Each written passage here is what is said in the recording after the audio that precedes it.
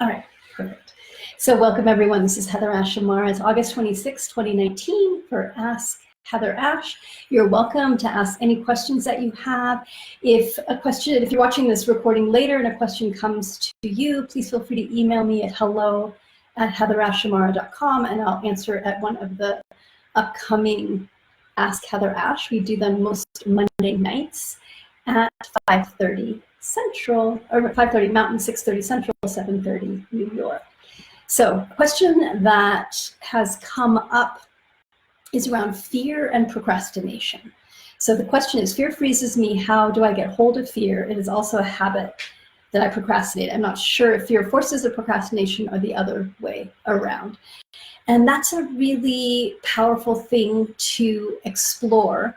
Is it the procrastination or is the fear? Which does come first? Because that's really interesting information.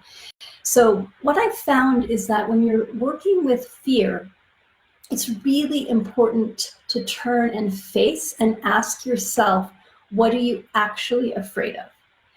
And to look at what your mind is doing. What's the worst case scenario? What is your mind actually doing?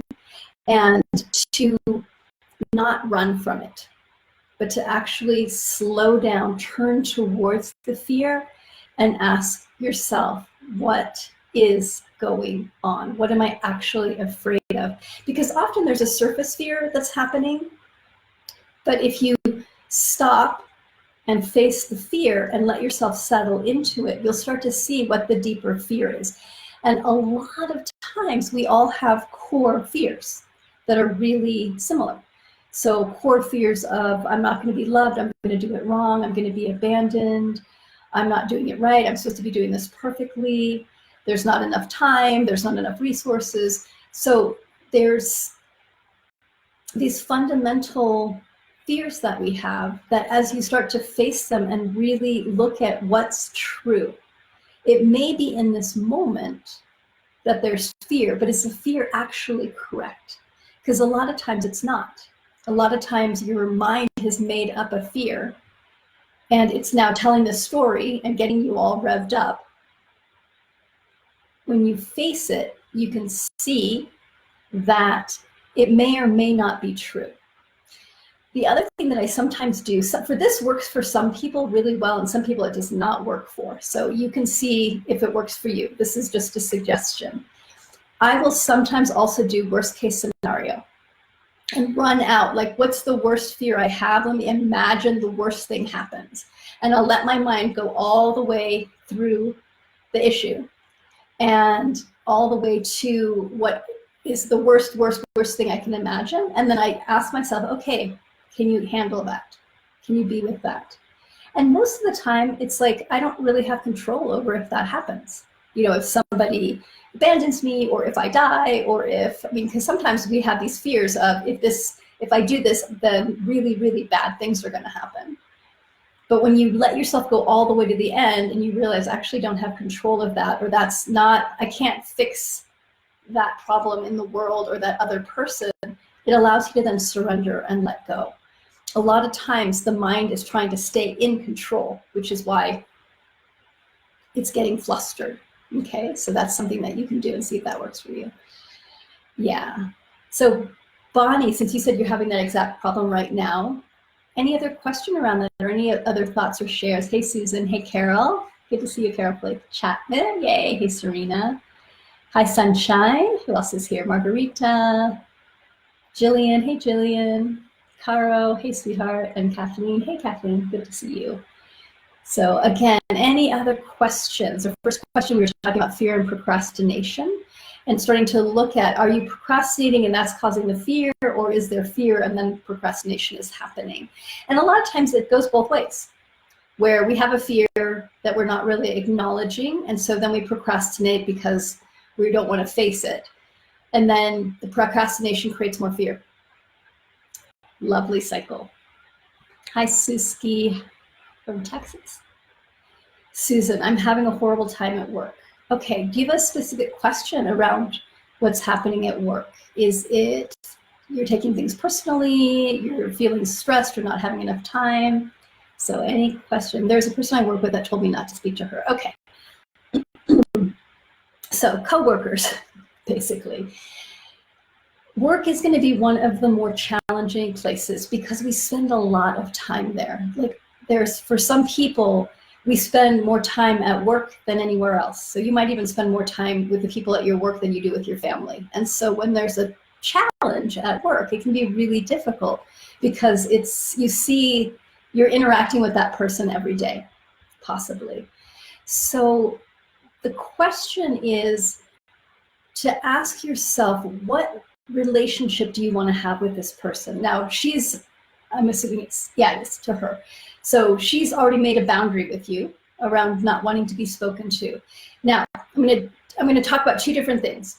First game, which is what I call the assumptions game. So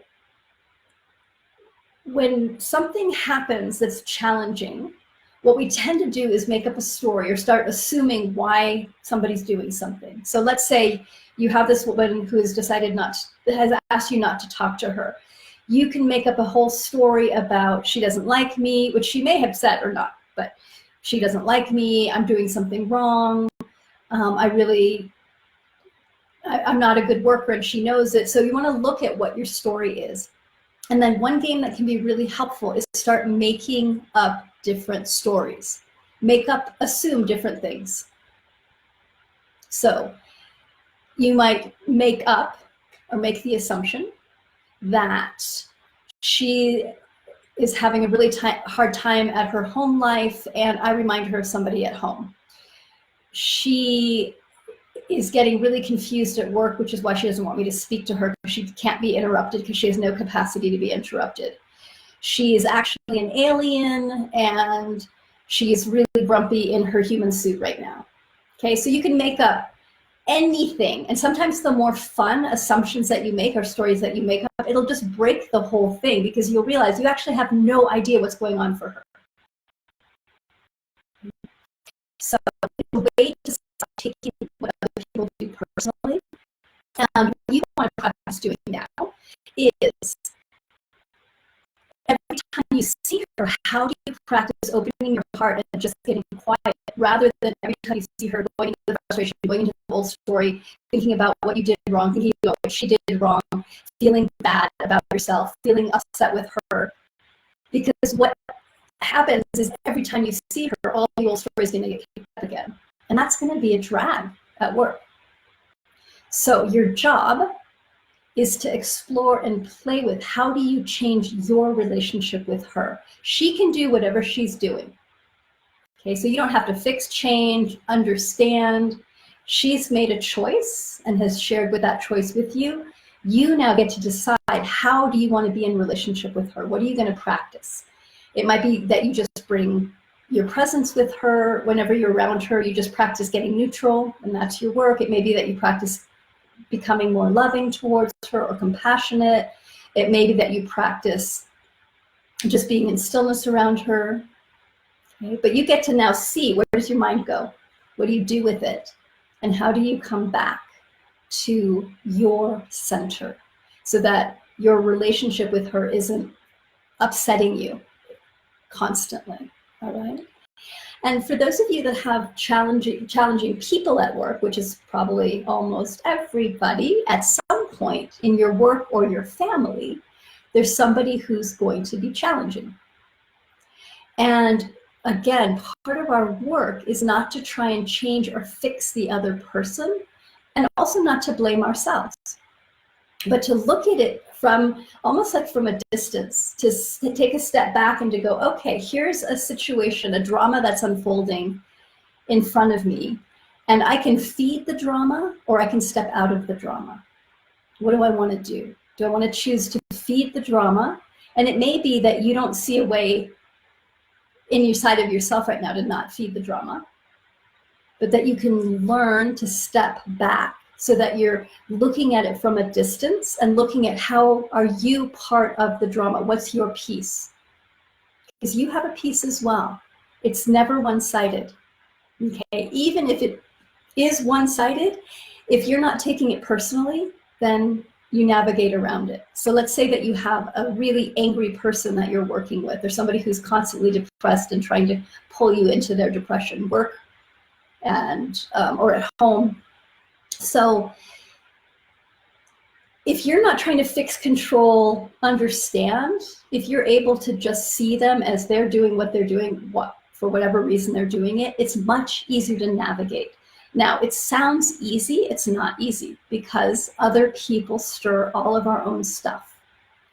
But what I've found is when you don't go into blaming the other person, and when you don't go into shame yourself or blaming yourself, and you get curious about the situation, and you're able from that place of curiosity to ask questions.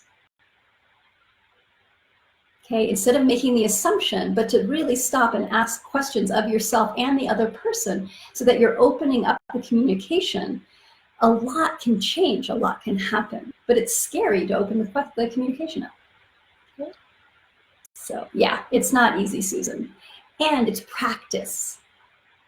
So that's why a challenge at work or at home, it's a practice that will allow you to keep, what I think about it is buffing the rough edges that you have. And to also give yourself the space so you're not thinking about the situation all the time.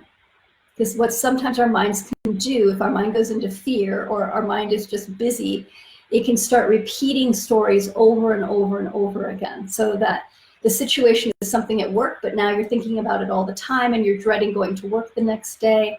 So you have an opportunity to start to reel in your mind and be like, no mind, we're not going there. Come back right here. What's beautiful here? What am I grateful for in this moment? So that you're bringing your mind back into the present. And you're opening, by bringing it back into the present, you're opening up your creativity of how you can be in a different relationship to the situation. Thanks, Deb. I'm glad that you love Hey Candy. Yes, live! So welcome to Hadia, Deb, Angela, Miriam. Any other questions? I have one more. We've got a couple more minutes. So everybody has another question that they want to share. And another question came in about what to do in relationship to somebody who's suicidal. So, and there's a question from Bonnie. I'm working 2 life coaching programs, work training with one of them as an assistant, participating in 2 shamanic circles, and getting ready to start my own life coaching. It's so much, I feel overwhelmed. My ability to focus is gone. I keep shutting down like a faulty computer. I'm also not sleeping well. So, yeah, okay. How many of us feel overwhelmed? Like, it sounds like, Bonnie, that you have a lot going on, and my guess is many of us have a lot going on. And one of the things that you want to look at is baby steps.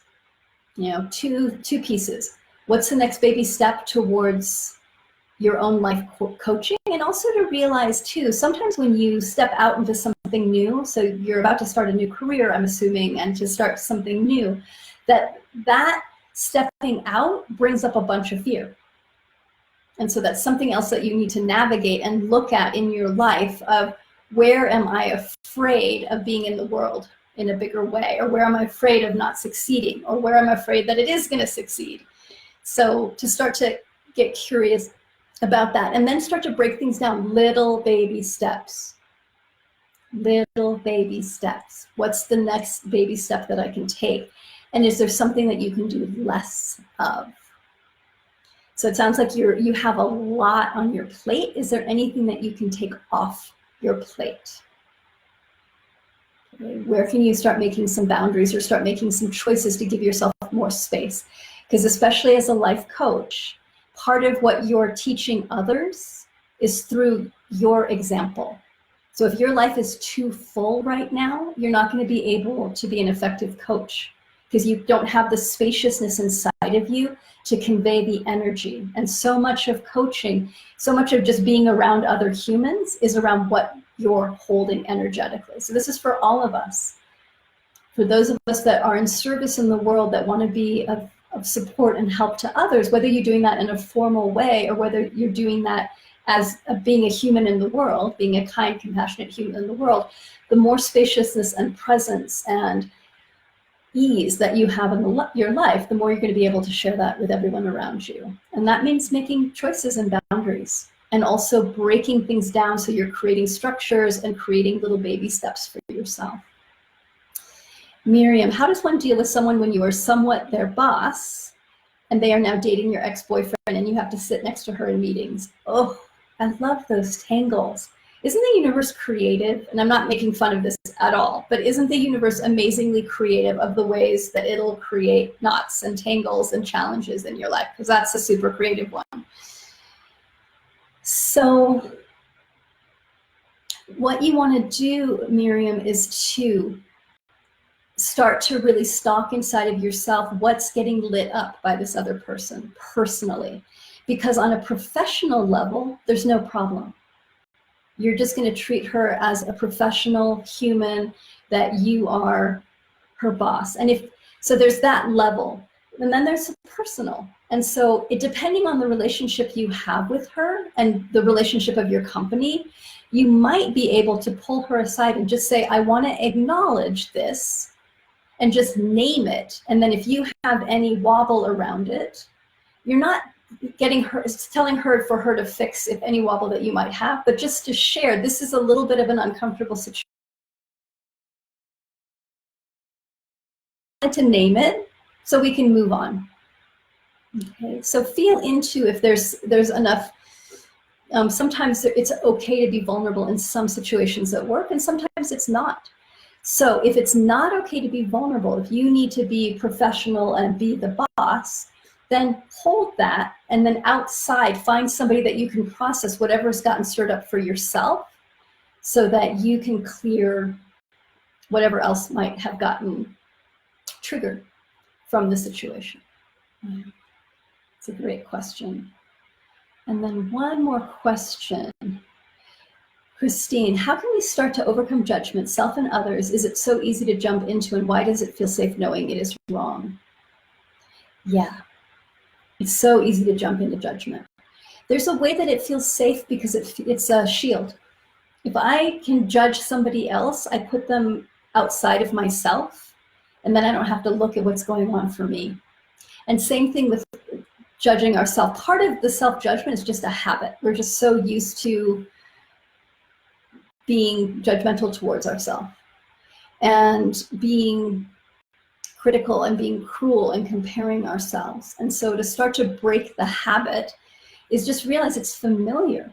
Probably your parents did it, your peers do it, like we're all often so critical towards ourselves. So starting to break the habit of that, to become aware of where you're being self-critical, where you're being self-judgmental, and look at how can I bring compassion? How can I bring in kindness? And Miriam, I say the same thing. So you said it's been well over a year. So how do you bring compassion for yourself? And what relationship do you want to have with her? For yourself, not your direct relationship with her. What do you want to feel when you're around her? That's the work. Okay. And again, how do you, and I'm saying you to all of us, how do we want to be in relationship with ourselves and with others? I just had experience with, I was hanging out with a friend over the last couple of weeks and noticed I was getting really irritated and grumpy, and I looked at it and I was like, what is going on? And it's not an unfamiliar thing. It used to happen a lot more to me when I was younger. And it came back up again. And a lot of times when that happens to me, I know a couple things. One, I'm not getting enough alone time, or I'm not getting enough sleep. Okay, just physical things that I need to navigate. And I also started noticing, oh, I'm trying to control my environment. Okay, where do I feel out of control? And so I was able to shift it, instead of feeling judgmental, irritated towards this other person, to realize there's something going on with me. And a lot of times when we're judgmental outside, it's because we're either being judgmental towards ourselves around a particular thing, or there's something we're not giving ourselves, or there's an older core thing that's getting stirred. So explore, be curious, bring more compassion in, and know that these things take time to untangle. And so steady, baby steps, compassion for yourself, keep going. So next week we'll talk about, I'll bring in the question around suicide and how to be in relationship with beloveds or strangers, acquaintances that are suicidal, or if you're suicidal yourself. And there's also a great question from the webinar that I just did about being overwhelmed. So we can also talk about that as well. Thanks so much, everyone, for joining me for Ask Heather Ash. And you can, again, send any questions, hello@HeatherAshAmara.com. Yeah, I'm sure it's been a huge roller coaster, Miriam. And I go back to me, and that is the work. It's difficult. It is. And to trust that there's some big, beautiful piece that you will learn through this experience, that there's some huge gift on the other side of it. And that you're dedicated. What I found is making that commitment. I'm dedicated to figuring this out for myself. I'm dedicated to bringing love into this situation. I'm dedicated to bringing more compassion. I'm dedicated to cleaning whatever the old triggers are. And that intent and dedication will pull in the information, the guidance, the people. And it doesn't mean it gets easier necessarily, but there will be a shift at some point. All right, dear ones, thanks so much for joining me. I really appreciate all of you. Take good care, and we'll talk soon. Bye, everybody.